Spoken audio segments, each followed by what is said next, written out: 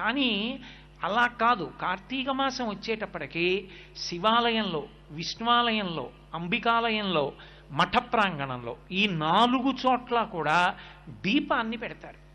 మీకు 12 నెలలు ఉన్నప్పటికీ కూడా 12 నెలలలో ఏ నెలలో పెట్టే దీపానికి కూడా ఆ నెలతో దీపం పేరు లేదు. ఏదో భాద్రపద దీపం, లేకపోతే ఆశ్వీజ దీపం, మార్గశిర దీపం అలా పేర్లు లేవు. ఒక్క కార్తీక మాసంలో పెట్టేటటువంటి దీపానికి మాత్రమే కార్తీక దీపము అని పేరు. ఏమి ఆ నెలలో పెట్టిన దీపానికి ఎక్కడుంది? యథార్థానికి పూజలో ప్రారంభంలో ఒక అంగంగా మనం దీపం వెలిగిస్తాం. కానీ కేరళ రాష్ట్రంలో ఇప్పటికీ ఒక అలవాటు ఉంది. దీపం ఒక్కదాన్ని వెలిగించి దాని మీదకి అన్నపూర్ణని ఆవాహన చేసి పూజ చేస్తారు అక్కడ. కానీ మన వైపు ఆ ఆచారం లేదు. దీపం ఎందుకు పెడతాం మనం పూజలో అంటే, ఉదయం 11 గంటలకి పూజ చేసిన దీపం పెడతాం, 12ంటికి పూజ చేసిన దీపం పెడతాం, సాయంకాలం 4 గంటలకి సత్యనారాయణ వ్రతం చేసుకుంటున్న దీపం పెడతాం. ఎందుకు అక్కడ దీపం లేదా, వెలుతురు లేదా? ఎందుకు దీపం పెట్టడం అంటే, దీపం పెట్టడం వెనక ఒక నిశ్చిత అభిప్రాయం ఉంది, ఒక ప్రధానమైన ఆచారం ఉంది. మనకి పరమేశ్వరుడు 5 జ్ఞానేంద్రియములను ఇచ్చాడు. కన్ను, చెవి, ముక్కు, నాలుక, చర్మము. సమస్త సుఖములు ఈ 5 మీదే ఆధారపడ్డాయి. నేను దాని గురించి పెద్ద వ్యాఖ్యానం చేయక్కర్లేదు. నేను ఒక్క మాట అంటాను, ఊహించండి. ఈశ్వరుడు కన్నిచ్చి చూపివ్వలేదు, చెవి ఇచ్చి వినికిడి శక్తి ఇవ్వలేదు, ముక్కిచ్చి వాసన చూసే శక్తి ఇవ్వలేదు, నాలుకకి రుచి చూసే శక్తి ఇవ్వలేదు, చర్మానికి స్పర్శ శక్తి ఇవ్వలేదు. సుఖమన్న మాట మీకేముంది చెప్పండి? సుఖము లేదు, దుఃఖము లేదు. జలపాతం ఉంది, మీరు చూస్తారా? వీణానాదం ఉంది, మీరు వింటారా? రామాయణం ఉంది, చదువుతారా? తిరుపతి లడ్డు ఉంది, మీరు తింటారా? కడుపున పుట్టిన కొడుకున్నాడు, మీరు పుత్రగాత్ర పరిష్వంగం అనుభవించగలరా? దేవాలయ శిఖరాన్ని చూస్తారా? ఎందుకు ఇంకా మీకు ఏమిటి సుఖం? బ్రహ్మాండమునందున్న ఏ భోగస్థానము మీకు సుఖస్థానము కాదు. సుఖము కానప్పుడు దుఃఖము కాదు. ఇక మనిషి జీవితానికి సుఖము దుఃఖము అన్న 2 మాటలు లేవు. ఏమీ తెలియదు. పరమేశ్వరుడు ఈ 5 ఇంద్రియములను ఇచ్చి 5 ఇంద్రియములకు శక్తినిచ్చాడు. ఒక్క ఆత్మయే ఒక్కొక్క దాని మీద పడి ఒక్కొక్క శక్తినిస్తుంది. నానా ఛిద్రఘటోదర స్థిత మహాదీప ప్రభాభాస్వరం జ్ఞానం యస్య చక్షురాదికరణ ద్వారా బహిస్పందతే అంటారు శంకరాచార్యులు వారు దక్షిణామూర్తి స్తోత్రంలో. ఆత్మ కాంతి కంటి మీద పడి చూసే శక్తినిస్తుంది. కన్ను 5 ఇంద్రియములలో నాయకుడు. నయన నాయక. ముందు కన్ను లాగుతుంది, ఇంద్రియాలన్నీ టెడతాయి. కన్ను లేకపోతే 90% సుఖాలన్నీ చచ్చిపోయినట్టు. కన్నుంది కాబట్టే సుఖాలు, చాలా సుఖాలు. అటువంటి కంటిని నాకిచ్చి ఈ కంటితో నా కొడుకుని, నా కూతుర్ని, నా మనవల్ని, నా భార్యని, ఆ చెట్లని, పరమేశ్వర మూర్తిని, రామాయణ గ్రంథాన్ని, శ్లోకాల్ని చూసి పొంగిపోతున్నాను. ఇన్ని చూసి ఎంత పొంగిపోతున్నానో. ఈశ్వర, ఈ కన్ను ఇచ్చావు కాబట్టి నాకు ఇన్నున్నాయి. ఈ కన్నిచ్చిన నీకు కృతజ్ఞత చెప్పడానికి ఆ వెలుతురికి ప్రతీకగా నీ ముందు దీపం ఉంచుతున్నానని దీపం పెడతాను తప్ప కాంతి లేదని దీపం పెట్టుతున్న వాళ్ళం కాదు. ఒక ఆచారాన్ని పాటిస్తున్నామంటే వేదం దాన్ని ఎందుకు పాటించాలో చెప్పింది. అందుకు దీపం. ఆ దీపం పెట్టి పూజ ప్రారంభం చేస్తాం. కానీ కార్తీక మాసంలో పెట్టే దీపం అందుకొరకు కాదు. కార్తీక మాసంలో పెట్టేటటువంటి దీపానికి ఒక్కదానికి ఒక ప్రత్యేకత ఉంది. ఒకటి, ఆంతరమునందు ఉద్దీపనాన్ని పొందుతాడు, బాహ్యమునందు లోకోపకారం చేస్తాడు. ఎందుకని? ఈ ప్రపంచంలో పరమేశ్వరుడు ఒక్కొక్క దానికి ఒక్కొక్క విభూతినిచ్చి నువ్వు మాత్రమే అనుభవించు, ఇతరులకు చెందదు అన్నాడు. అది తానే అనుభవిస్తుంది. కొన్నిటికి పరమేశ్వరుడు విశేషమైన విభూతినిచ్చినా అవి తమకి అనుకూలంగా వాటిని ఉపయోగించుకోవడం కూడా వాటికి చేత కాదు. మీకు నేను ఒక ఉదాహరణ చెప్పాలంటే, భగవంతుడికి పూజ చేశామనుకోండి, ఆయన బడలిపోతాడు. ఆయనకి కూడా అలసట ఉంటుంది. ఇన్ని పువ్వులు మీరు వేశారనుకోండి, వేడిక్కిపోతాడు ఆయన. మల్లెపూల్లో చేయి పెట్టి చూడండి ఎంత వేడిగా ఉంటుందో, చాలా వేడి. ఇంత అగరత్తుల కట్ట వెలిగించి అక్కడ పెడతాడు, పొగ. బడలిపోయిన పరమేశ్వరుడికి చామరం వేస్తే ఆయన అమ్మయ్యా అని ప్రశాంతత పొందుతాడు. అందుకే రాజోపచారాల్లో చామరం జయామి చామరం వేస్తాం. చామరం ఎక్కడిది? చామరీ మృగం యొక్క తోక. ఆ చామరీ మృగం యొక్క తోకలోని వెంట్రుకలను గుదిగుచ్చి చామరంగా వేస్తాం.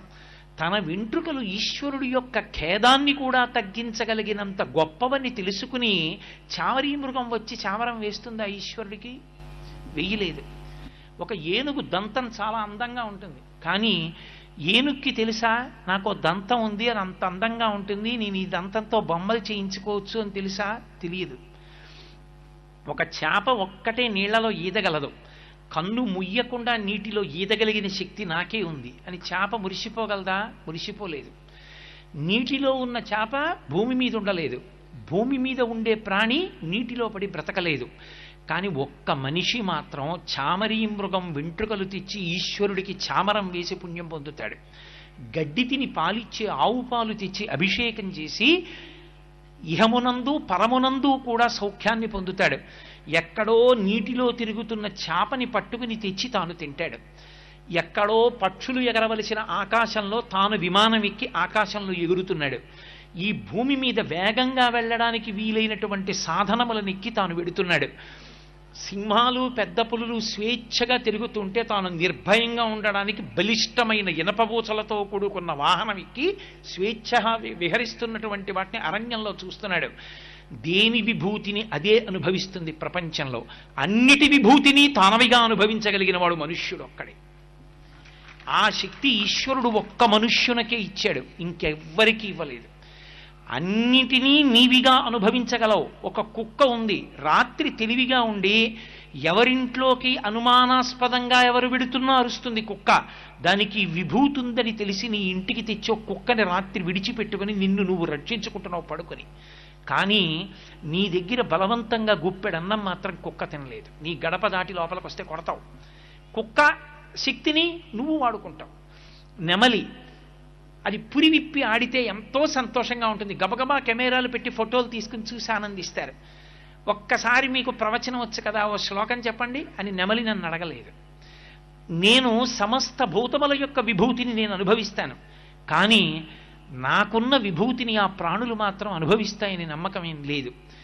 ఇన్ని ప్రాణుల యొక్క అనుగ్రహాన్ని నువ్వు పొందుతున్నావు, అందుకే అవి ఇంకా కొన్ని కోట్ల జన్మలెత్తితే తప్ప పొందలేని మనుష్య శరీరాన్ని నువ్వు పొంది ఉన్నావు. కాబట్టి నువ్వు ఇప్పుడు వాటికి ఉపకారం చెయ్యాలి. ఆ ఉపకారం చేసి సమస్త భూతములను తరింప చెయ్యగలిగిన శక్తి మనుష్య ప్రాణికి అనుగ్రహింపబడిన కాలం కార్తీక మాసం. అందుకే సూర్య భగవానుడు దూరంగా ఉంటాడు, వేడి తగ్గి ఉంటుంది. వేడి తగ్గి ఉన్న కారణం చేత చలికి చాలా జీవులు శరీరాలు విడిచిపెడతాయి. చలికి శరీరాలు విడిచిపెట్టకుండా నువ్వుల నూనెతో ఆవు నేతితో దీపం పెడతారు. ఈ రెండిటితోనే ఎందుకు పెట్టాలి? కార్తీక సోమవారం అండి, కార్తీక సోమవారం అండి అంటూ ఉంటారు. కార్తీక సోమవారం అండి, కార్తీక సోమవారం అండి అనడానికి కారణం ఏమిటంటే చంద్రుడు మొట్టమొదటి హోరలో ఉన్నటువంటి రోజున ప్రారంభమయ్యేటటువంటి రోజుకి సోమవారం అని పేరు. మనకి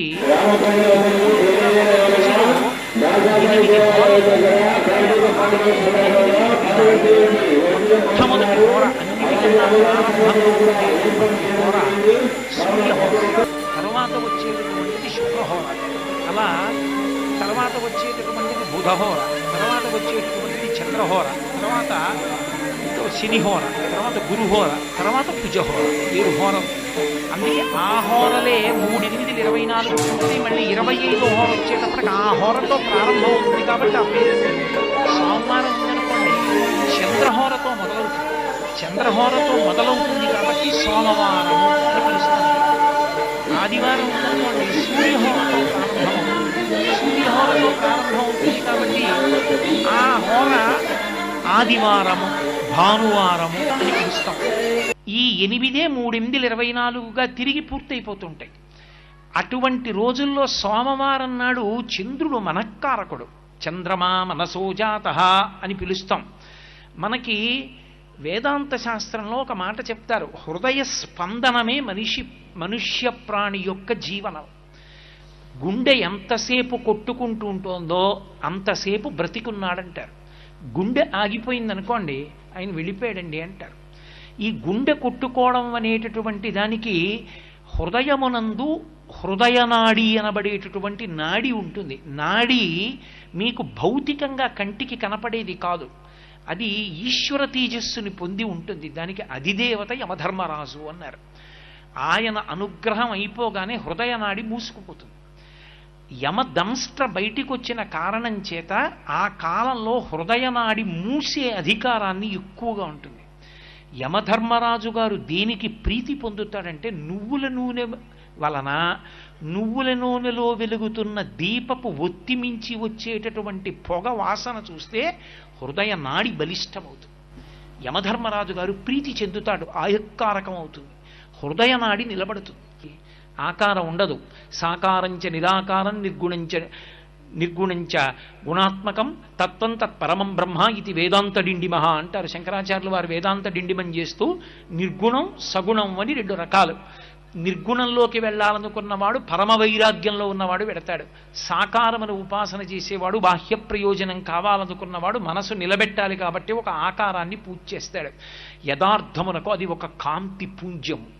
ఆ కాంతి పుంజమే దివ్యే దీపము, అదే ప్రకాశము. ఆ దీపమే పరమేశ్వర స్వరూపము. అందుకే దీపం గురించి చెప్తూ ఉపనిషత్తు ఒక మాట చెప్తుంది, ఆ దీపమే పరమేశ్వరుడు. నతత్ర సూర్యోభాతి నచంద్రతారకం నేమా విద్యుతో భాతి కుతోయమగ్ని త్వమేవ భాంతమనుభాతి సర్వం తస్య భాషా సర్వమిదం విభాతి అంటుంది. ఆయన ఉన్నాడే ఆ పరమేశ్వరుడు, ఆయన ఒక పెద్ద వెలుగు. ఆయన వెలుగు ముందు సూర్యచంద్రులు ప్రకాశించరు. ఎందుకని అంటే ఇక ఆ వెలుగు ముందు ఈ వెలుగులు పనిచెయ్యవు. కాబట్టి ఆయన ఒక్కడే ప్రకాశిస్తూ ఉంటాడు. ఆ ప్రకాశిస్తున్నటువంటి ఆ కాంతిపుంజం ఉన్నదే అదొక్కటే పరమేశ్వర స్వరూపం. పోతన గారు భాగవతం చేస్తూ అంటారు, లోకంబులు లోకేశులు లోకస్తులు తెగిన తుది అలోకంబకు పింజీకటి కావల యవ్వండేకాకృతి వెలుగు అతని నేసేవింతున్నంటారు. ఈ లోకాలు, ఈ లోకేశులు, ఈ లోకస్తులు వీళ్ళందరూ మహాప్రళయంలో పడిపోతే, నీటితో నిండిపోతే, కటిక చీకటి ఆవరిస్తే, సూర్యచంద్రుల యొక్క గమనం ఆగిపోతే ఈ కటిక చీకటి ఆవల ఒక్కడు వెలిగిపోతూ ఉంటాడు. ఆ వెలిగిపోతున్న ఆ వెలుగులకు వెలుగైనదున్నదే అది పరమేశ్వర స్వరూపం. దాన్ని నేను పిలుస్తున్నానన్నాడు గజేంద్రుడు అష్టమ స్కంధంలో. కాబట్టి యథార్థమునకు ఈశ్వర స్వరూపము ఒక వెలుగు. ఆ వెలుగుని చేరుకున్నావు అంటే గుర్తు ఏమిటంటే నువ్వు గోడ దాటావు అని అర్థం. దక్షిణాయనంలో ఉపాసన ఎన్నేళ్లు చేసినా సాకారం దగ్గర ఆగిపోకూడదు. ఒక ఆకృతిని పట్టుకోవడం దేని కొరకు అంటే ఒక గోడ దూకడానికి. చూడండి, గోడ దూకే వాళ్ళు ఉంటారు, లాంగ్ జంప్ చేస్తారు అంటారు. వాళ్ళు చేత్తో కర్ర పట్టుకుని పరిగెత్తుకొస్తారు, ఓ గోడ దూకాలి. పరిగెత్తుకొచ్చి కర్రని భూమికి తాటించి ఆ కర్రని ఆధారం చేసుకుని తన శరీరాన్ని అలా పైకెత్తి గోడ మీద వరకు తీసుకెడతాడు. గోడ మీద వరకు వెళ్ళిన తర్వాత కర్రని ఇటుదిలేసి తాను అటు పడిపోతాడు తప్ప, ఓ కర్రా గోడ దూకడానికి ఇంత దూరం నాకు సాకారంగా వచ్చి పరిగెత్తుకొచ్చి నేను భూమిలో గుచ్చి పైకెత్తినప్పుడు నా శరీరం పైకెత్తడానికి ఉపయోగపడిన సాధనమా, నువ్వు నాతో రా అంటే తను ఇటు పడిపోతాడు. కర్రని ఇటు విడిచిపెట్టి తాను అటు పడిపోవాలి. ఒక సాకారాన్ని పట్టుకుని ఉపాసన చేసి చేసి చేసి చేసి ఈ సాకారమే